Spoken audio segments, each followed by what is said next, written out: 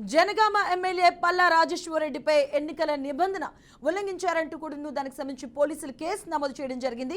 గత ఏడాది నవంబర్ 30వ తేదీన జరిగినటువంటి అసెంబ్లీ ఎన్నికల సందర్భంగా ఏదైతే పోలింగ్ జరిగిందో దానికి సంబంధించి కేంద్రంలోకి పార్టీ కండువాతో చొరబడి ఓటర్లను అయితే మభ్యపెట్టారంటూ కూడా కాంగ్రెస్ నేతలు కొమ్మూరి ప్రశాంత్ రెడ్డి పోలీసులకు ఫిర్యాదు చేయడం జరిగింది.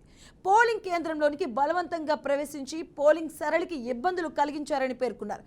ఇక ప్రశాంత్ రెడ్డి ఇచ్చిన ఫిర్యాదు మేరకు జనగామ పోలీసులు పల్లాపై కేసు నమోదు చేయడం జరిగింది.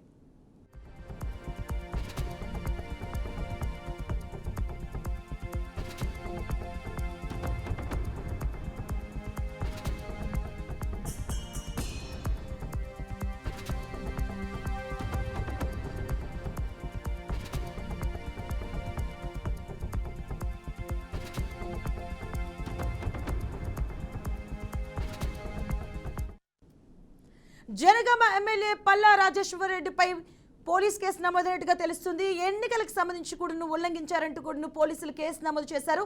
గత ఏడాది ఏదైతే నవంబర్ 30వ తేదీన జరిగాయో అసెంబ్లీ ఎన్నికల సందర్భంగా పోలింగ్ కేంద్రంలోకి పార్టీ కండువాతో చొరబడి ఓటర్లను మభ్యపెట్టారంటూ కాంగ్రెస్ నేతలు కొమ్మూరి ప్రశాంత్ రెడ్డి పోలీసులకు ఫిర్యాదు చేయడం జరిగింది.